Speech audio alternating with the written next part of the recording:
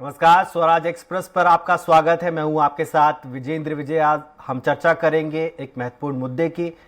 छत्तीसगढ़ में आरक्षण पर सियासी बयानबाजी का दौर थमने का नाम नहीं ले रहा है। छत्तीसगढ़ विधानसभा के द्वारा आरक्षण संशोधन विधेयक पास किए जाने के बाद भी इसे लेकर पक्ष और विपक्ष के बीच वार पलटवार का दौर जारी है। विधानसभा से आरक्षण संशोधन विधेयक पास होने के बाद अब इंतजार है इस पर प्रदेश के राज्यपाल के हस्ताक्षर का, जिसके बाद ये कानून का रूप ले लेगा। लेकिन नेताओं में इतना सब्र नहीं है कि वो राज्यपाल के निर्णय का इंतजार करें। यही वजह है कि प्रदेश में अब भी आरक्षण पर रार जारी है। छत्तीसगढ़ की भूपेश सरकार के द्वारा आरक्षण पर संशोधन विधेयक पेश करने के लिए विधानसभा का विशेष सत्र बुलाया गया था। 2 दिन के इस सत्र में पक्ष विपक्ष के बीच हुई लंबी चर्चा के बाद इसे 2 दिसंबर को सदन द्वारा सर्वसम्मति से पारित कर दिया गया था।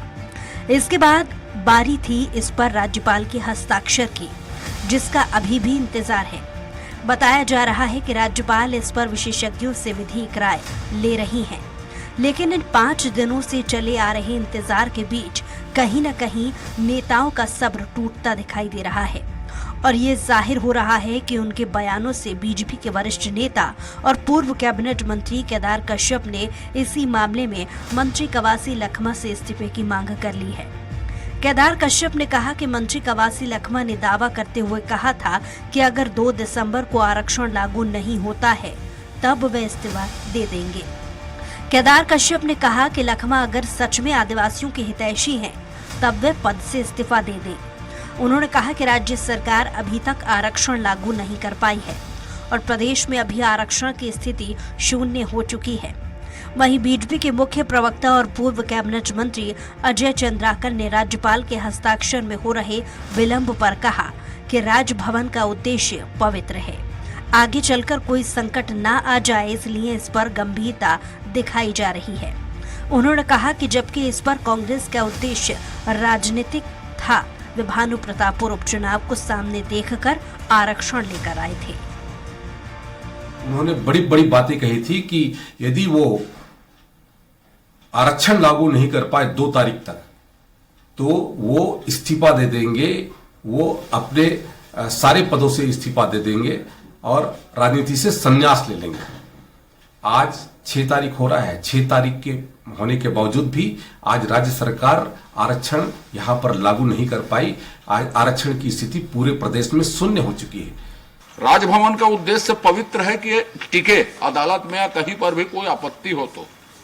सरकार और श्री भूपेश बघेल जी का उद्देश्य था राजनीतिक, कि मुझको अभी 5 दिसंबर को मतदान होना है, उससे पहले लाना और इसमें राजनीति करनी है। तो अपवित्र उद्देश्य और पवित्र उद्देश्य में अंतर होता है। वहीं प्रदेश के आबकारी और उद्योग मंत्री कवासी लखमा ने केदार कश्यप के बयान पर जमकर पलटवार किया है। कवासी लखमा ने कहा कि मैं अपनी बात पर कायम हूं, मुझे इस्तीफा देने में कोई शर्म नहीं है। उन्होंने कहा कि अगर केदार कश्यप ने थोड़ी भी शर्म है तो वे राजनीति छोड़ दें, क्योंकि हमने जो वादा किया था वे कर दिखाया है। हमने 2 दिसंबर को विधानसभा से आरक्षण संशोधन विधेयक पास करने की बात कही थी और वे किया भी। अब ये विधेयक राज्यपाल के पास है, जिस पर उन्हें अपना निर्णय लेना है।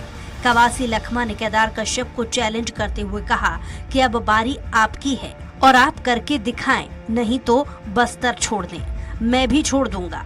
वहीं कवासी लखमा ने कहा कि राज्यपाल महिला है और महिलाएं बहुत समझदार होती हैं। किसी का कितना भी दबाव आए, महिलाएं ठान लेती हैं तो जरूर करती हैं। उन्होंने कहा कि मुझे पूरी उम्मीद है कि वह हस्ताक्षर जरूर करेंगी। वहीं प्रदेश के कैबिनेट मंत्री रविंद्र चौबे ने कहा कि महामहिम ने कहा था कि विशेष सत्र बुलाकर आरक्षण पर कानून बनना चाहिए। प्रदेश के हजारों युवाओं के भविष्य का सवाल है। उम्मीद है कि बहुत जल्द ही महामहिम इस पर हस्ताक्षर करेंगी।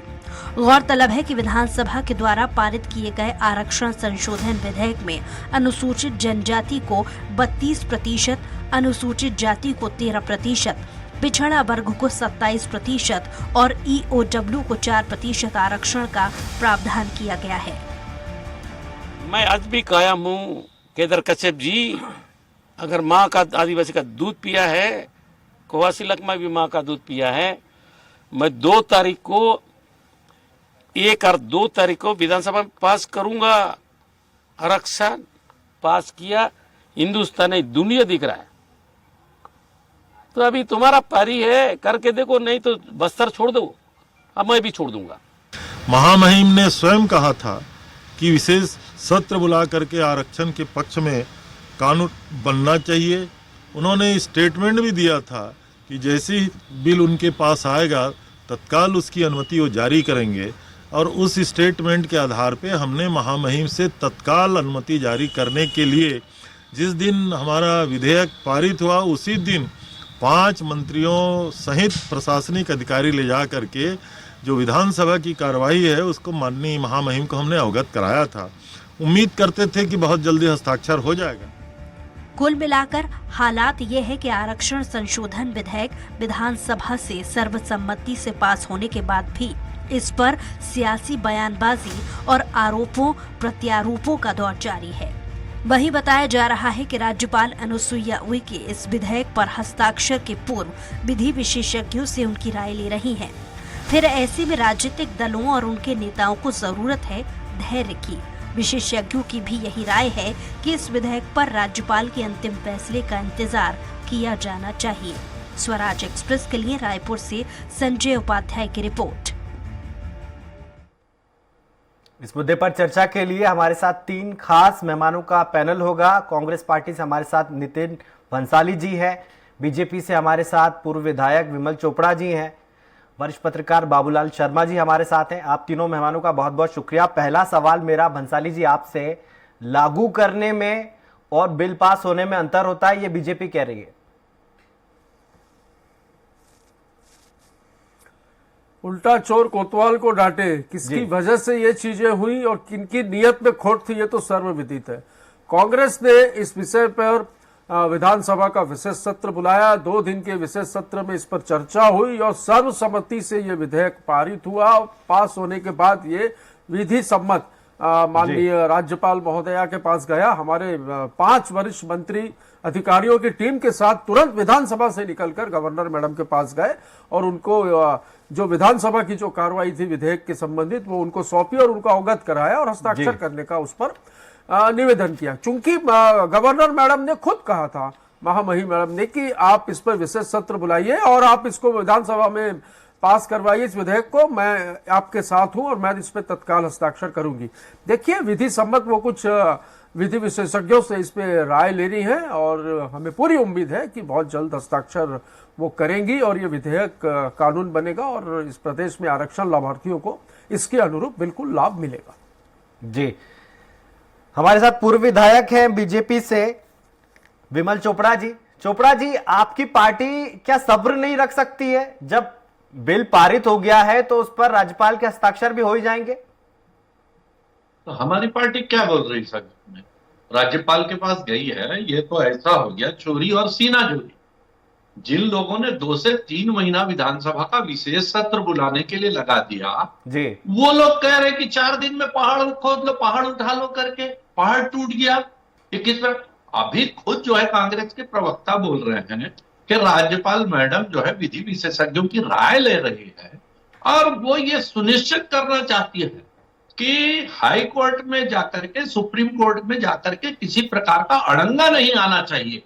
ये सरकार जिस प्रकार से विधानसभा के उपचुनाव को देख करके हाथ पैर मार रही है, बिना तैयारी के जो है विधेयक ला रही है और हाईकोर्ट में जाकर के फिर ये स्टे हो जाएगा, तो इस बात को राज्यपाल महोदय सुनिश्चित करना चाहती है कि 2 दिन भले देरी हो जाए लेकिन किसी प्रकार से स्टे नहीं आना चाहिए। अनुसूचित जनजाति के लोग हों, अनुसूचित जाति के लोग हों, पिछड़ा वर्ग के लोग हों, उनको किसी प्रकार की तकलीफ नहीं होनी चाहिए, क्योंकि एक बार कांग्रेस की हड़बड़ी के कारण जो है ये वर्ग भुगत चुका है और ये हो चुका है। विमल भैया, दूसरी बात, मैं आपको 1 मिनट आपको मौका मिलेगा, आप लोगों को होना चाहिए। हम तो कह रहे हैं कि हमने विधेयक पास करके गवर्नर मैडम के पास भेज दिया, अब आप लोगों को सब्र करना है। आप ही लोगों की तरफ से बयानबाजियां हो रही हैं, हम तो कुछ नहीं कर रहे। अरे सुन लीजिए, सुन लो थोड़ा सा भाई साहब, थोड़ा सा धैर्य रखो। आज क्या स्थिति कांग्रेस की हो रही पूरे देश में, ये मेरे को बताने की जरूरत नहीं है।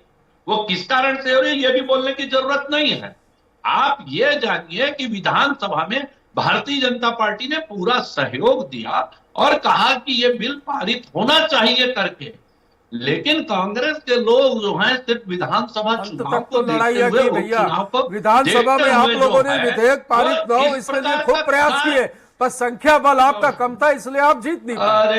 अरे थोड़ा सा तर्क संगत बात करो भाई। क्या विरोध किया वहां पे विधानसभा में? क्या रोकने की कोशिश की? कुछ है आपके पास उसका तथ्य है पूरी तो कि चिल्ला भारतीय चिल्ली जनता पार्टी ने की, जब विधेयक विरोध रखा किया? तो सर्वसम्मति से आप लोगों को बहस करने की क्या जरूरत थी इतनी? अरे बहस तो वो कर विधानसभा का सत्र काहे के लिए होता है? क्या वहां मुक्का बैठने के लिए होता है? कि क्यों मुख्यमंत्री जी बोल रहे थे उसमें? क्यों मंत्री बोल रहे थे? नहीं उनको वहां बैठ पर के जिस एक घंटे प्रकार में आप लोगों का अरे, रवैया था चर्चा, वहां पर दिन सुनिए, भर आपके वो अरे, गिने चुने 14 अरे विधायकों ये- का जो रवैया ये- था उससे तो ये अरे साफ क्या ही हो रहा रवैया था कि था? आप लोग चाहते ही नहीं क्या है रवैया कि ये था? विधेयक क्या पारित हो। रवैया? अरे क्या रवैया था बताइए, किसने विरोध किया? विधानसभा की किसने कार्रवाई उसके उठाकर विरोध देखिए, में- आप तो पूर्व विधायक रह चुके हैं। नहीं। इतनी चिल्ला अरे चिल्ली क्या करने की किया? तो आवश्यकता नहीं थी अरे- वहां पर, जब सारी चीजें अरे, क्लियर थी, जब न्याय तथ्य संगत जो सब है कुछ हो रहा था तो अरे, शांति से सब 2 दिन कुछ का करना था उसमें। अरे आपको। कुछ अरे कोई तथ्य है कि किसी ने विरोध किया? बस विरोध किया विरोध किया विरोध किया। आप क्या? अरे कोई तथ्य है एक तो बताइए कि किसी विधायक ने विरोध किया इसका? उसमें चर्चा ये हो रही है कि आप जो है ऐसा तगड़ा लाइए कि कोर्ट में इसको चैलेंज नहीं किया जाए। आपने 4% कर दिया है, जो अगड़े वर्ग का ईडब्ल्यू आप लोगों को जैसा नहीं लाएंगे। कर दिया आप है लोगों ने आपने, जैसा तो उसको वो 10% बिल्कुल लंगड़ा विधेयक लाया था जो कि अरे- कोर्ट में ध्वस्त हो गया, ऐसा नहीं लाएंगे। अरे, बिल्कुल सोच हम समझ लोगों कर ने हमने विधेयक नहीं पेश लाया किया था। है और इस पर विधेयक गवर्नर नहीं लाया। मैडम हस्ताक्षर अरे, करेंगे और अक्षर लाभार्थियों विधेयक को बिल्कुल नहीं इसका लाया। लाभ मिलेगा। विधेयक ये जो है 4 साल तक आपकी सरकार थी, कोर्ट में आप कुछ नहीं कर पाए। ठीक कोर्ट में है आप ठीक है पक्ष विमल नहीं रख पाए। जी, आप इसमें रिपोर्ट नहीं रख पत्रकार पाए। हमारे साथ जुड़े हुए बाबूलाल शर्मा जी को मैं चर्चा में लाना चाहूंगा। शर्मा जी, क्यों वक्त लग रहा है? राज्यपाल ने खुद बोला था कि सत्र बुलाया जाए फिर मैं हस्ताक्षर करूंगी, देरी हो रही है, उससे कई सारे काम अटक रहे हैं लोगों का एडमिशन नहीं हो पा रहा है, कॉलेजों में भर्तियां नहीं हो पा रही है, तो राज्यपाल को भी थोड़ी जल्दी करनी चाहिए। देखिए, निश्चित रूप से आपने सही प्रश्न उठाया है कि अब राज्यपाल के विवेक पर निर्भर हो गया है विधेयक, जबकि उन्होंने ही पत्र लिख करके 5वीं अनुसूची के मुखिया के नाते एक पत्र लिखा कि आदिवासियों का ये आरक्षण जो अटक गया है इसको आप तत्काल विधानसभा के स्पेशल विशेष सत्र बुला करके पारित कराइए और मैं रात को ही हस्ताक्षर कर दूंगी, यहां तक उन्होंने कहा जी। तो उसके बाद जो है ये अटका है। मतलब मुझे जो समझ में आया है वो मैं आपको बता रहा हूं कि विधानसभा में जब ये मामला आया तो विपक्ष ने कुछ तकनीकी अड़चनें बताई कि भाई इन तकनीकी अड़चनों से ये विधेयक रुक न जाए, हम पूरा समर्थन करते हैं। उन्होंने कहा, बार बार कहा, हर वक्ता ने कहा, हम समर्थन करते हुए ये बात बताना चाहते हैं कि ये जो है तकनीकी कारणों से कहीं कल को गड़बड़ न हो जाए। उन्होंने रोकने का पूरा प्रयास किया। ये बात भी सच है कि इस विधेयक को वो लंबित करना चाहते थे। उसका कारण उन्होंने तीन बातें बताई उन्होंने जी। पहले तो उन्होंने कहा कि भाई सुप्रीम कोर्ट में ये मामला आप लेके गए हैं, पेंडिंग है वहां पर, तो इसमें चर्चा कैसे हो सकती है? आप किताब देख लीजिए, नियम प्रक्रिया की किताब देखिए। दूसरा उन्होंने कहा कि उपचुनाव में प्रभाव डालेगा ये निर्णय, इसलिए चुनाव आयोग से इसके बारे में सलाह ले ली जाए। 2 बातें कही गई ताकि ये मामला टल जाए, अभी न पास हो 5 तारीख के पहले। और उसके बाद लेकिन उन्होंने ये भी कहा कि भाई 9 तारीख को हम चर्चा करने को तैयार हैं। तो यहां पर प्रश्न ये पैदा हो गया, सुप्रीम कोर्ट में जब पेंडिंग है कह के चर्चा नहीं हो सकती, एक तरफ बोलते हैं, दूसरी तरफ बोलते हैं 9 तारीख को चर्चा करने को तैयार है। तो लोगों की समझ ये बनी और कांग्रेस की समझ ये बनी सरकार की कि ये लोग टालना चाहते हैं 5 तारीख के बाद तक के लिए। तो ये परेशानी एक आई और यही जो कारण तकनीकी बताए गए वो राज्यपाल के सामने एक चर्चा विचार का विषय बन गया और इसीलिए उन्होंने जो है उस दिन रात को हस्ताक्षर करने से मना करते हुए विधि विशेषज्ञ से सलाह लेने की बात कही और बताया कि विधि विशेषज्ञ छुट्टी पर है और कल और परसों छुट्टी है, सोमवार को मैं दस्तखत कर दूंगी। लेकिन सोमवार को भी शायद उनको सलाह सही ढंग से नहीं मिल पाई या कोई राजनीतिक कारण बन गया, कोई बात बन गई, इसकी वजह से वो अभी साइन नहीं कर रही है। मुझे लगता है पूरी तस्दीक करने के बाद वो साइन कर देंगी। कवासी लखमा ने बिल्कुल सही कहा है, उन्होंने कहा है ना कि मातृ शक्ति है, मातृ शक्ति यदि ठान ले, और 5वीं अनुसूची के तहत वो मुखिया भी है आदिवासियों की, तो उस मातृ शक्ति अगर ठान लेगी तो निश्चित रूप से वो किसी के दबाव में नहीं आएगी। ठीक मेरा है भी विश्वास बंसाली यही जी, है कि ऐसा बीजेपी होगा। का सीधा सीधा आरोप यह है कि आप 58% तो संभाल नहीं पाए, अब यहां आपने 70% से ज्यादा कर दिया आरक्षण, क्या ये कोर्ट में टिक पाएगा? 100% टिकेगा। हमारी नीयत है देने की, इनकी तो नीयत में खोट था। कोई भी मकान बनता है तो आप ये देखिए, ये विजेंद्र जी, यदि मकान की या उस बिल्डिंग की नींव कमजोर हो तो वो मकान ऊपर में मजबूती से खड़ा नहीं होता, कभी भी गिरने की संभावना रहती है। तो ये नींव ही कमजोर डाली थी। जब ये 2012 में जब ये कानून इनका जो है आरक्षण पास हुआ और उसके बाद जब 21 याचिकाएं लगी कोर्ट में, तब लगातार 6 साल तक के कोर्ट और राज्य सरकार के बीच में लगातार पत्राचार करस्पॉन्डेंस चलता रहा। बिल्कुल सही ढंग से इन लोगों ने पक्ष नहीं रखा। ननकीराम कंवर की समिति की जो रिपोर्ट थी वो नहीं दी, चीफ सेक्रेटरी की जो रिपोर्ट मांगी गई थी समिति की वो वहां पे प्रस्तुत नहीं की गई, एफिडेविट गलत ढंग से प्रस्तुत किए गए। कोर्ट ने पूछा कि किस आधार पर कर रहे, तो जनसंख्या का आधार भी ये वहां पर प्रस्तुत नहीं कर पाए। इनकी कमियों की वजह से ये जो है आरक्षण जो है कोर्ट ने वहां से रिजेक्ट किया, और हमारी नीयत अच्छी है, इस वजह से तत्काल इस विषय पर विधानसभा का सत्र बुलाया गया और सर्वसम्मति से यह विधेयक पास करके अनुसूचित जाति, अनुसूचित जनजाति, पिछड़ा वर्ग, सारे लोगों के, सारे वर्गों का ध्यान में रख के ये विधेयक को विधानसभा से पास करके गवर्नर मैडम के पास भेजा गया। मैं पूछना चाहता हूं, ये कह रहे थे कि सब्र वाली बात जो हो रही थी, तो मैं ये पूछना चाहता हूं, इनके केदार कश्यप जो पूर्व मंत्री जो है भाजपा के प्रवक्ता, ये कह रहे लगातार कि कवासी लखमा इसमें इस्तीफा दे दे। तो कवासी लखमा क्यों इस्तीफा देंगे? कवासी लखमा ने जो कहा था वो तो हो गया। 2 तारीख को कांग्रेस ने तो अपना काम कर दिया। अब जो निर्णय लेना है, हस्ताक्षर जो करना है, निश्चित तौर पर गवर्नर मैडम करेंगी, वो उनको करना है। तो भाजपा में सब्र नहीं है। और केदार कश्यप को, जैसा कि कवासी लखमा जी ने कहा कि भाई तुम बस्तर छोड़ दो, राजनीति से संन्यास ले लो, क्योंकि अब तुम्हारी बारी है। तो हमने हमारा काम कर दिया, कांग्रेस ने अपना काम कर दिया, और मुझे पूरी उम्मीद है, पूरी संपूर्ण उम्मीद है, क्योंकि गवर्नर मैडम ने खुद कहा था कि आप इस संबंध में विधानसभा का विशेष सत्र बुलाइए, विधेयक पास करिए और मेरे पास भेजिए, मैं हस्ताक्षर करूंगी। निश्चित तौर पर वो सारी चीजों को देखकर मुझे पूरी उम्मीद नहीं, पर पूरा विश्वास है वो जल्दी इस पर हस्ताक्षर करेंगी और ये जो है कानून के रूप में पारित होगा और आरक्षण लाभार्थियों को इस प्रदेश में उनका हक मिलेगा और लाभ पहुंचेगा। ठीक है विमल जी, कांग्रेस पार्टी सीधे सीधे कह रही है कि आप लोगों ने जो नींव है वो ही कमजोर डाली थी, इसलिए ये सारी परेशानी आ रही है आदिवासियों के सामने। अरे देखिए साहब, मान लीजिए नींव कमजोर डाली, तो 4 साल से ये क्या कर रहे थे? उस नींव को मजबूत नहीं कर सकते थे? कोई 2 दिन 4 दिन का समय नहीं था कि 6 दिन का समय नहीं था। अरे बहुत 4 साल का समय था। इनकी नीयत नहीं है। और आप देखिए आज 3 महीना लगभग हो गया है, उसके बाद एक चीज तो विमल चोपड़ा जी ने मान ली कि नींव कमजोर थी, नींव कमजोर थी, आपने खुद एक्सेप्ट किया। ये लाइव चैनल में आप ये खुद मान रहे हैं कि नींव कमजोर थी। अब मुझे बताइए, नींव कमजोर होगी तो उस पर बिल्डिंग कैसे टिकेगी?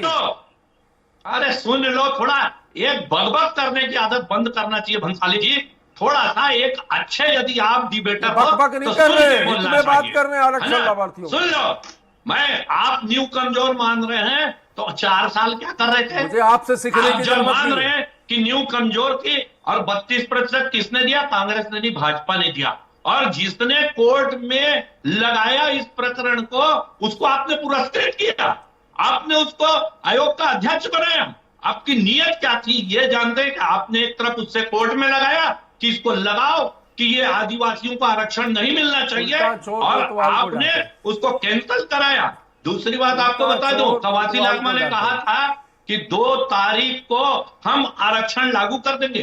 क्या उन्होंने राज्यपाल मैडम को अपना बंधक मान लिया था? क्या हम भेजेंगे और वो बिना पढ़े दस्तखत कर लेंगे? देखिए, राजनीतिक रूप से प्रदेश शासन और प्रदेश प्रशासन के रूप से जो काम करना था वो कर जो है, जो बोलेंगे वो करेंगे राज्यपाल। वैसा नहीं है, वो निश्चित करना चाहती है। ऐसा तो नहीं है कि आप जो बोलेंगे वो करेंगे, तो वो ऐसा तो नहीं है ना। यही जो है ना, ये आदत जो आप डिबेट कर रहे हैं, आप कोई किसी सभा में टोका टोकी नहीं कर रहे हैं। आप विमल जी, नितिन जी बोल रहे हैं कि आप जो बोलेंगे वैसा राज्यपाल करेंगे, तो कहीं ना कहीं बीजेपी पर आरोप है सीधा सीधा। राज्यपाल महोदय मैडम जो है, यदि 82 लाख में कहते 2 तारीख को लागू हो जाएगा, तो वो क्या समझ रहे हैं कि वो जैसा लिख के लाएंगे? अरे उसको वो निश्चित करना चाहती है कि कोर्ट में किसी प्रकार का अड़ंगा नहीं आना चाहिए। सुन लीजिए, आपकी क्या तैयारी है? जिस समय आपको विधेयक लाना था, आपको सुप्रीम कोर्ट से तो अच्छी बात है ना, आप लोग सब्र करिए। आपको याचिका, अरे विमल भैया, ये तो अच्छी बात है ना, तो आप लोग सब्र करिए ना, वो अच्छे से देख कर समझ कर साइन कर देंगे। अरे यार, थोड़ा सा जो है सुनने की आदत, ये जो है ना, ऐसी बहसें नहीं होती। इस प्रकार से बकवास की बहसें करना ये बेकार है। थोड़ा सा समझना चाहिए। आपको यदि अध्यादेश लाना था तो आपको सुप्रीम कोर्ट से केस पहले वापस ले लेना था। यह स्थिति आप बनाते कि सुप्रीम कोर्ट में मामला नहीं है। अब आज तक आपने सुप्रीम कोर्ट से मामला वापस नहीं लिया है। आपकी मंशा क्या है कि एक तरफ आप सुप्रीम कोर्ट में गए, एक तरफ अध्यादेश लाते हैं। थोड़ा सा कानून का ज्ञान जो है वह आपको होना चाहिए कि किस प्रकार की परिस्थिति में सुप्रीम कोर्ट और कोर्ट जो है काम करता है। ठीक है विमल जी, लोगों से ज्यादा ज्ञान है कानून। ठीक है विमल जी। बाबूलाल जी जो जिक्र कर रहे हैं विमल जी कि सुप्रीम कोर्ट में भी मामला चल रहा है, साथ में अध्यादेश भी आया है, अब हस्ताक्षर होने बाकी है। क्या आपको नहीं लगता कि लीगली बहुत कॉम्प्लिकेटेड बना दिया है सरकार ने? मुझसे प्रश्न है? जी बाबूलाल जी आपसे। नहीं, कॉम्प्लिकेटेड बना दिया नहीं है। ये तो एक सुधार करने का प्रयास था। कांग्रेस ने जो उपचुनाव के विचार से भी और आम चुनाव के विचार से भी इसको प्रस्तुत करके पारित करा दिया। तो अब पाले में गेंद राज्यपाल के, और राज्यपाल को ये माना जाता है केंद्र की प्रतिनिधि के रूप में। अब केंद्र में भाजपा की सरकार है तो राजनीति का विषय ही बन रहा है, और राज्यपाल के ऊपर में बाबूलाल जी क्योंकि मामला सुप्रीम कोर्ट में सब जुडिस है, इसलिए भी डिले हो रहा है, इसलिए भी हस्ताक्षर करने में देरी हो रही है राज्यपाल की ओर से। देखिए, उस पर विचार करने के लिए राज्यपाल जो है किसी विधि विशेषज्ञ से सलाह लेने के लिए बाध्य है। ये बात मैं आपको बताता हूँ, कहीं कोई गड़बड़ी ना हो जाए।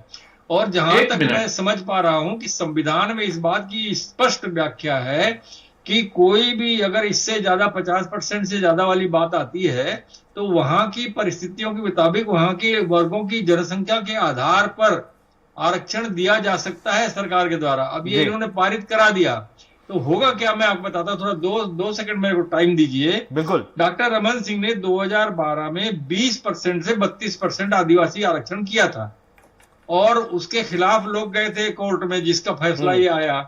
तो ये जिसने किया, भाजपा ने कोशिश नहीं किया, वर्तमान सरकार ने कोशिश नहीं की, ये अलग विषय है जी। लेकिन वो 32% का जो कोर्ट में केस चलते हुए भी उसका आरक्षण का लाभ लोगों को मिलता रहा, जब तक कोर्ट ने उसका फैसला नहीं दिया कि 50 से ज्यादा नहीं होना चाहिए। उसी तरह ये संविधान के मुताबिक वर्गों के आधार पे जो क्वांटिफाइबल डाटा का फिगर आया है उस अनुसार इन्होंने ये फिर से कर दिया है, बढ़ा दिया है। तो अब जो है ये बढ़ जाने के बाद में अगर राज्यपाल साइन कर देती है, भले ही कोर्ट में केस हो, उसी तरह से जो है आरक्षण लागू कर दिया जाएगा। मुझे जो समझ में आ रहा है, जैसे रमन सिंह के समय बढ़ाया गया था और लगातार चल रहा था और कोर्ट में भी केस चल रहा था, उसी तरह कोर्ट में भी केस चलता रहेगा और ये आरक्षण लागू हो जाएगा अगर राज्यपाल हस्ताक्षर कर देती है। कानूनी मेरी समझ में जो आ रहा है वो यही है। अब सवाल ये आता है कि भाई ये क्यों रुक रहा है, किस लिए रुक रहा है जी। तो वह रुकने का कारण जो है, राज्यपाल मुझे लगता है पूरा विधि विशेषज्ञ से पूरी सलाह, कोई प्रकार की बट किंतु परंतु न रह जाए, इसलिए जो है वो उनको थोड़ा सा विलंब हो रहा है। रोक रही है मैं नहीं बोलता, विलंब हो रहा है। और मुझे पक्का विश्वास मुझे भी है व्यक्तिगत रूप से कि वो जब उन्होंने खुद ही कहा है पत्र लिख करके कि पारित कराओ, मैं साइन करूंगी, तो वो अपनी जबान से टलेंगी नहीं। वो महिला है और आदिवासी महिला है, आदिवासियों की संरक्षक। ठीक है सर। प्रदेश बंसाली जी क्या लगता है आपको, कल एक नतीजा आने वाला है जिसके लिए आपने ये विधेयक लेकर आए, ऐसा बीजेपी का कहना है। अगर नतीजा आपके पक्ष में हुआ तो इसका मतलब आदिवासी आपके साथ है, अगर आपके पक्ष में नहीं हुआ तो ये माना जाएगा कि जो 32 से 20% हुआ है उसका ठिकरा कांग्रेस के सर फूटेगा। भाई हम तो पाप धोने का काम किए भारतीय जनता पार्टी के, करनिया इनकी थी, हमने तो ठीक करने का काम किया है। और कांग्रेस जो है वो वोट और नोट के लिए कभी राजनीति नहीं करती भाई साहब। कांग्रेस जो है सेवा के लिए राजनीति करती है। इनके आरएसएस चीफ जो है मोहन भागवत, उन्होंने तो ये कहा था कि पूरे देश से आरक्षण ही समाप्त कर देना चाहिए। तो तो जब ये खुद आरक्षण के हित में ही नहीं है ये लोग, और यहाँ पर राजनीति कर रहे हैं और बैठकर टीवी चैनल में चिल्ला रहे हैं और अखबारों की सुर्खियों में बने हुए हैं, तो इससे इनकी कथनी और करनी साफ साबित होती है। हमें पूरी उम्मीद है कि माननीय गवर्नर मैडम इस पर बहुत जल्द हस्ताक्षर करेंगी और ये जो है कानून लागू होगा। आरक्षण लाभार्थियों को उनका अधिकार इस प्रदेश में मिलेगा, इसके लिए कांग्रेस प्रतिबद्ध है। जी विमल जी, इसका जवाब दीजिए। बिल्कुल, मैं राजनीति से संन्यास ले लूंगा यदि नितिन भंसाली जी ये बता दे मोहन भागवत जी ने कहा था कि आरक्षण समाप्त होना चाहिए, और नहीं तो उनको राजनीति से संन्यास लेना चाहिए। वो ले आए और दिखा दे कि मोहन भागवत जी ने कभी कहा। नहीं, मैं ले आऊंगा। आप प्रचार संन्यास का पत्र बना के रेडी रखिए, मैं लेके आऊंगा आपसे मिलने महासभा। नहीं कर सकते जब ये राजनीतिक मुकाबला कांग्रेस नहीं कर पाती, तो इस प्रकार का झूठ फैलाने का काम कांग्रेस करती है। और आज आप देख लेंगे कल के चुनाव परिणाम पूरे देश के क्या होने वाले हैं, कि किस प्रकार की स्थिति कांग्रेस के होने ठीक है विमल जी, क्लोजिंग कमेंट की जरूरत है, हमें दरकार है, वक्त की कमी है। बाबूलाल जी, क्या देखते हैं आप, कल जो नतीजा आएगा भानु प्रतापपुर का, वो तय करेगा कि राजनीति का ऊंट किस करवट बैठेगा? एक मिनट मैं थोड़ा बोलना चाहता हूं। बाबूलाल जी बहुत सब 20 सेकंड में कंक्लूड कीजिए अपनी बात को, वक्त की कमी है सर। बिल्कुल बिल्कुल, मैं कंक्लूड करता हूं। देखिए, जब 32% आरक्षण के बाद कोर्ट गए, तो उस समय आरक्षण लागू होने के बाद कोर्ट में चल रहा था, कोर्ट ने स्टे नहीं दिया, इसलिए वो 32% आरक्षण लागू हुआ। लेकिन यहां जो है सरकार उस कोर्ट के फैसले के विरुद्ध सुप्रीम कोर्ट गई है, और सुप्रीम कोर्ट में केस चलते चलते अध्यादेश लाया गया। इसलिए कांग्रेस ने सिर्फ राजनीतिक लाभ के लिए, जबकि कांग्रेस को यह करना था कि पहले सुप्रीम कोर्ट से प्रकरण वापस लेना था और फिर अध्यादेश लाना था, तब जो है इसका कॉम्प्लिकेशन समाप्त होता। लेकिन जल्दबाजी में सिर्फ भानु प्रतापपुर के उपचुनाव को देखते हुए कांग्रेस ने यह फैसला लिया कि जो होगा होगा, हमको सिर्फ वोट की राजनीति करनी है, इसलिए ठीक है सर। बाबूलाल जी, आखिरी कमेंट आपकी ओर से, कैसे देखते हैं कल रिजल्ट आने वाला है बाई इलेक्शन का, उससे तय हो जाएगा कि आदिवासियों का रुझान किस पार्टी की ओर ज्यादा है? नहीं, जो विचार बनाए गए हैं वहां पर जो प्रोपेगेंडा किया गया है उस अनुसार तो बिल्कुल आप सही कह रहे हैं कि वहां के रिजल्ट बता देंगे कि आदिवासी किसके साथ हैं। दूसरी चीज मैं आपको बताना चाह रहा था कि देखिए, ये आरक्षण तो राज्यपाल अगर साइन कर देंगे, और मुझे लगता है साइन कर देंगी, तो ये आरक्षण तो लागू हो जाएगा फिर से, और 27% ओबीसी भी लागू हो जाएगा। और इस दौरान में जो है, जब तक वो कोर्ट में केस चलता रहेगा, तो 9वीं अनुसूची में शामिल करने का प्रयास किया जाएगा, जो भारतीय जनता पार्टी की जिम्मेदारी उसमें ज्यादा बढ़ जाएगी। अगर वो प्रदेश के हित में चाहती है तो 9वीं अनुसूची में शामिल कराने के लिए वो भाजपा भी प्रयास करेगी, निश्चित रूप से करेगी, क्योंकि वो समर्थन में है इसके। तो ये जो है, अगर राजनीति का प्रभाव होगा इसके अंदर में, कहीं ना कहीं राजनीति का पुट होगा, जैसा कि आरोप लग रहा है, तो निश्चित रूप से कहीं ये राज्यपाल जो है राष्ट्रपति के पास न भेजे और लंबित कर दे मामले को। ये 2-3 चीजें हैं, लेकिन मुझे पूरा विश्वास है कि साइन यहीं पर होगा और ये लागू हो जाएगा, आरक्षण मिलने लगेगा, और कोर्ट में केस चलता रहे। कोर्ट में कोई फैसला आ जाए, उसके पहले 9वीं अनुसूची में शामिल करने के लिए सारे लोग मिलकर के अगर केंद्र सरकार पर दबाव बनाएंगे। ठीक है विमल जी, आप कुछ कहना चाह रहे हैं, 10 सेकंड में कंक्लूड कीजिए सर। विमल जी, ये बाबूलाल जी ने 9वीं अनुसूची की बात उठाई, मैं ये कहना चाहता हूं, दूसरे प्रदेशों में जहां 70%, 72% आरक्षण है, क्या उनको 9वीं अनुसूची में शामिल करने के बाद किया गया? ये इस प्रकार की बात जो है, ये भारतीय जनता पार्टी को बदनाम करने के, आप अपने दम पे, अपने हिम्मत पे लेके आइए। यदि आप तमिलनाडु में और दूसरे प्रदेशों में जहां 72% है, क्या वो 9वीं अनुसूची में लागू होने के बाद, शामिल होने के बाद किए गए? नहीं, वो प्रदेशों ने अपने अधिकार के तहत अपनी लड़ाई लड़ते हुए अपने आरक्षण को लागू किया गया है। तमिलनाडु, महाराष्ट्र, कर्नाटक, तीनों जगह सामाजिक और प्रशासनिक कमेटियों ने वहां पर। ठीक है, आप तीनों मेहमानों का बहुत बहुत शुक्रिया। आप देखना ये होगा कि राज्यपाल कब इस बिल पर हस्ताक्षर करेगी और ये कानून का रूप लेगा। लेकिन लोगों को परेशानी हो रही है, बच्चों के एडमिशंस नहीं हो पा रहे हैं, भर्तियां नहीं हो पा रही है, क्योंकि शून्य स्थिति हो गई है आरक्षण की। कल आपसे फिर मुलाकात होगी, तब तक के लिए आप देखते रहिए स्वराज एक्सप्रेस। नमस्कार।